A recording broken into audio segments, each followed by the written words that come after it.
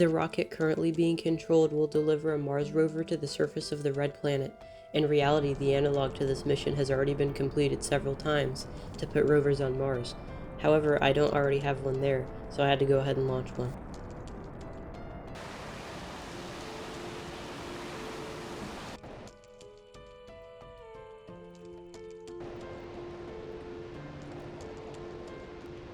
The rocket's reached orbit now, and so I'll navigate to Mars to prepare to send the rover off for a landing.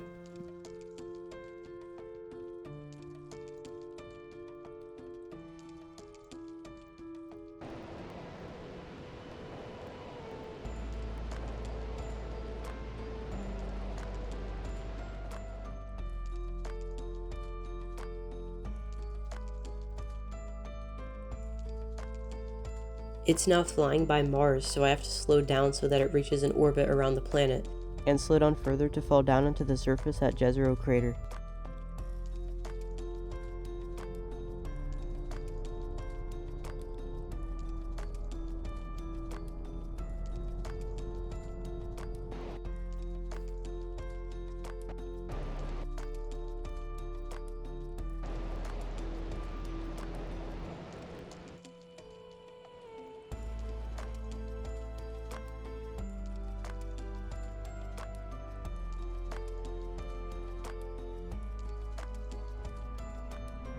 I didn't slow down enough here, so the vehicle crashed. However, it was salvageable because the landing legs were meant to be removed shortly after anyway.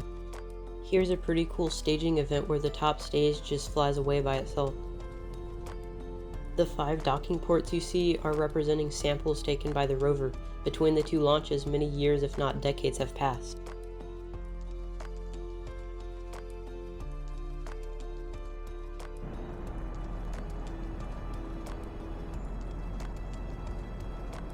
Now this is the interesting launch. This is the Mars Sample Return mission, where a rocket will reach Mars orbit, part of it will land and retrieve a sample from the rover, then launch again to put the sample in orbit, where the part left in orbit will retrieve the sample and go back to Earth. Similarly to the previous mission, this one first has to reach Earth orbit.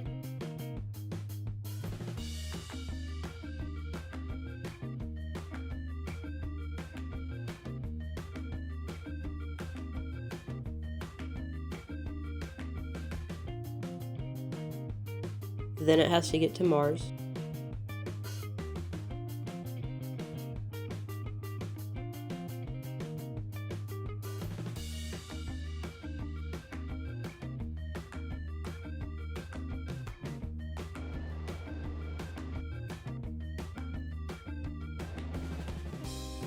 And once it gets there, it must slow down into an orbit. I had forgotten that this has a component meant to remain in orbit, and made the trajectory go into the surface, but quickly corrected the mistake.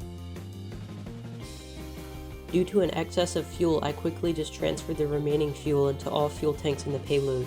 This would prove to be a very important choice that saved the mission.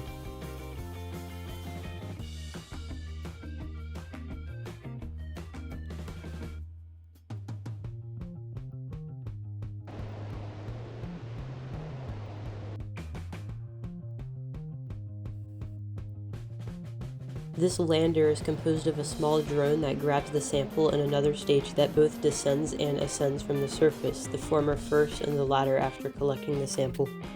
However, I forgot to slow down enough yet again, which I thought was salvageable at first, like I thought last time.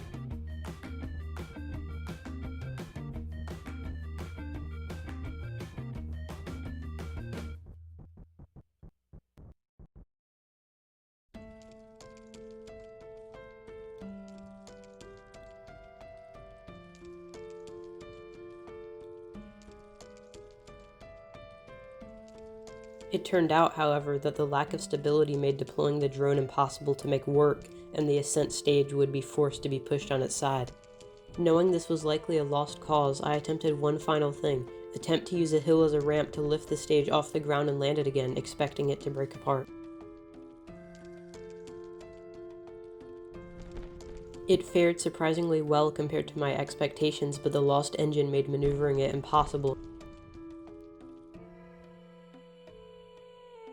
Fortunately, this is just a simulator, and so I can revert to try again. Perhaps NASA shouldn't hire me after all.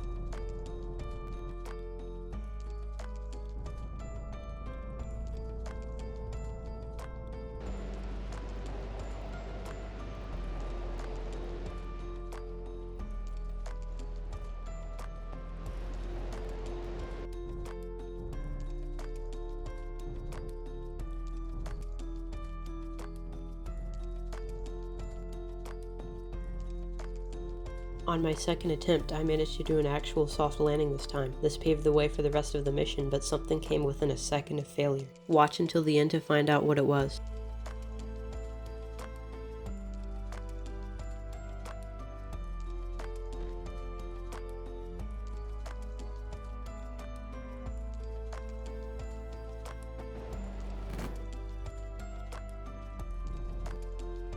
Yet again, the rocket tipped over, so I had to revert.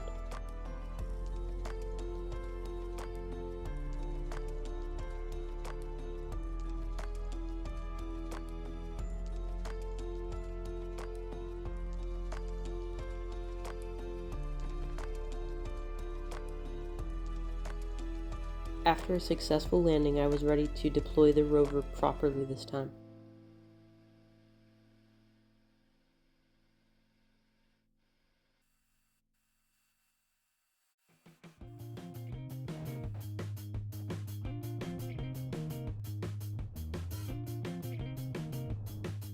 It was a bit of a struggle to get it upright, but I managed to do it.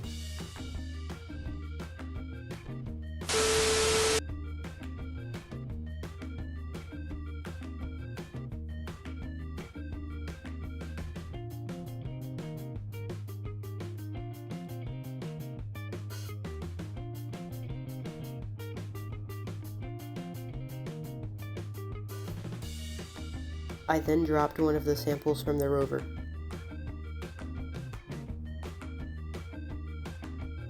Now, theoretically, using magnetism alone, it should connect with the sample. It wasn't without difficulty, though.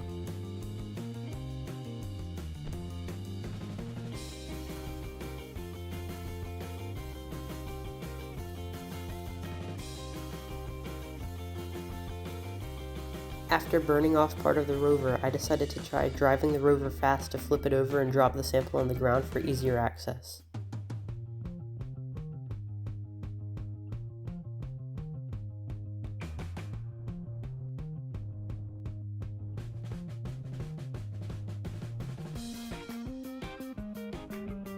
Apparently that didn't work though, and so I had to try something else.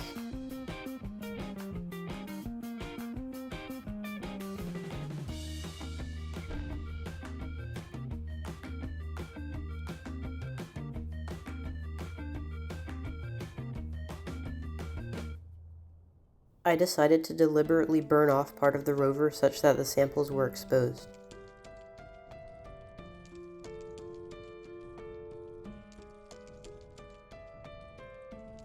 And now, with great difficulty, I managed to successfully get the sample.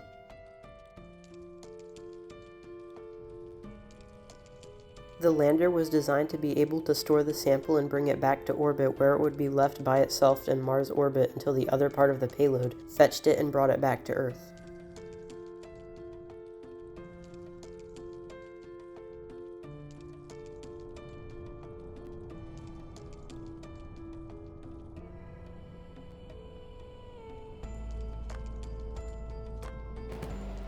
Luckily, nothing broke after dropping the sample, and so I flew the rover off into the distance. I had almost no fuel left. I was quite sure I wouldn't even reach orbit at this point.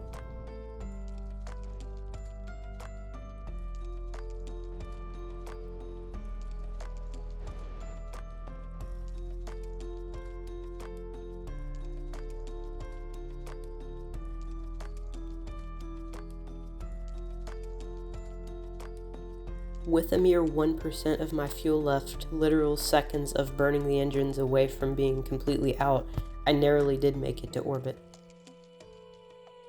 I used centrifugal force to remove the sample from the craft.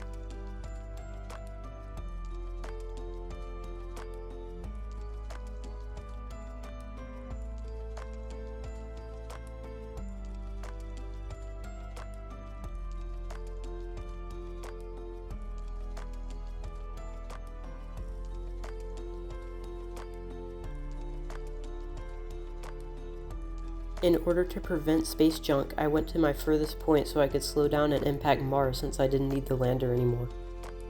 This tiny burn is literally as much longer I'd have had to burn to not be able to get to orbit. I'm very lucky I didn't.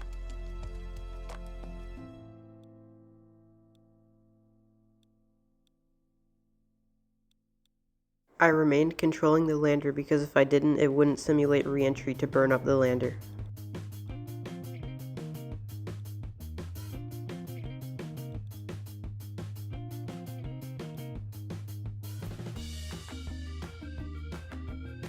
As it turns out, the sample and retrieval stage were orbiting Mars in opposite directions. This used up even more fuel.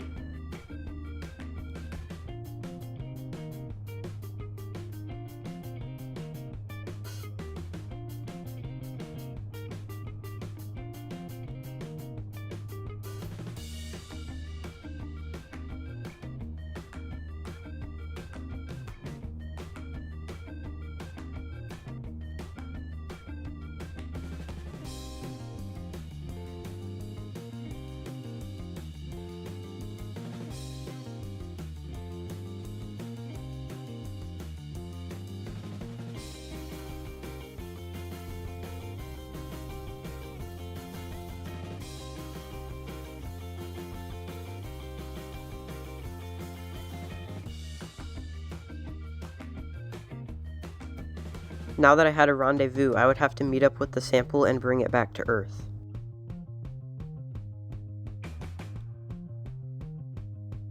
The sample had no propulsion, so I would have to use the rocket that I was currently controlling to meet up with it.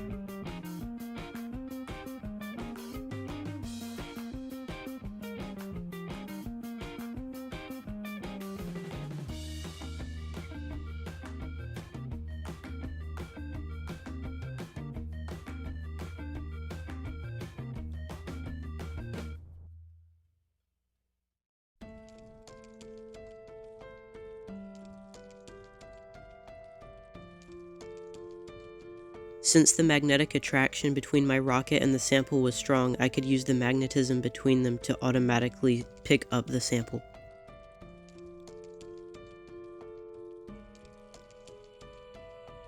Now that I had the sample, it was time to go back to Earth to bring it back home.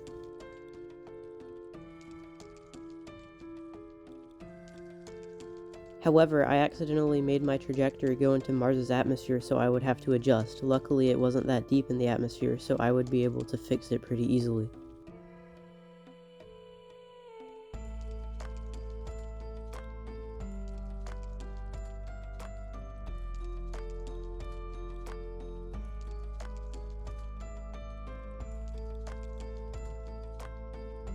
Now that my orbit was safely out of Mars's atmosphere, I could go home safely as well.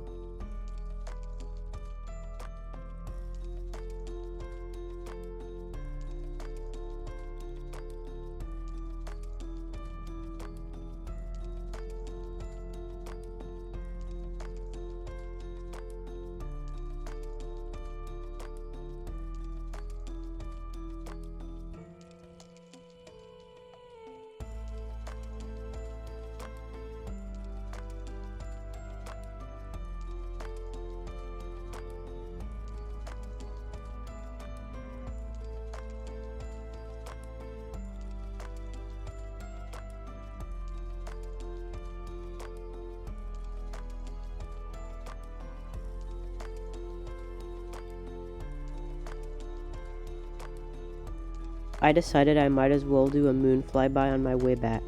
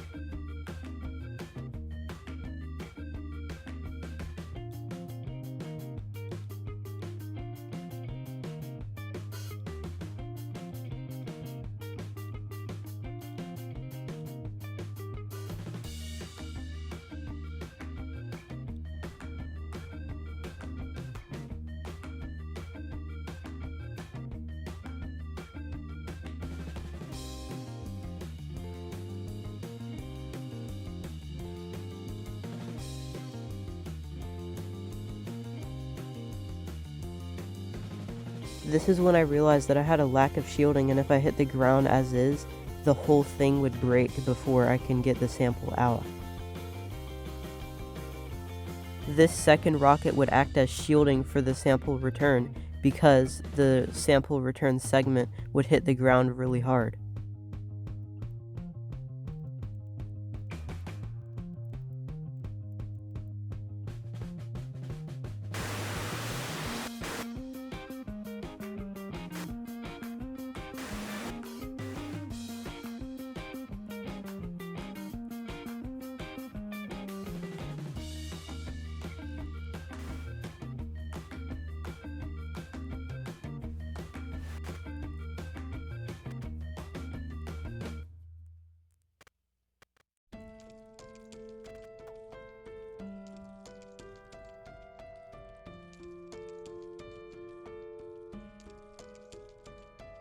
Now that there was an extra piece, this was more than enough to hit the ground without damaging the sample. If you're wondering why I didn't just use parachutes, it's because the actual Mars sample return mission isn't planned to use them, because parachutes can fail much more easily than just making it able to withstand such a powerful impact.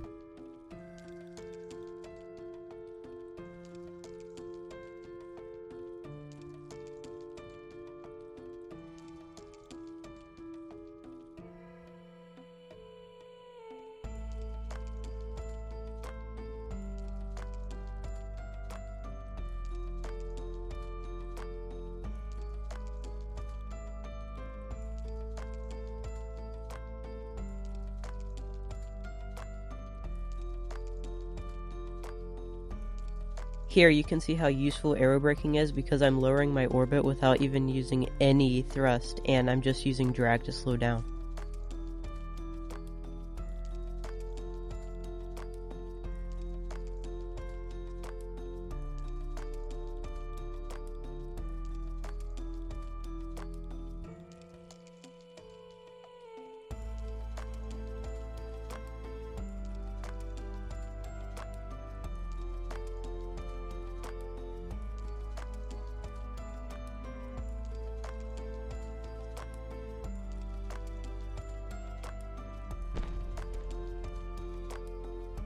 And there we go, the Mars sample return was successful and quite realistic compared to the actual mission plan.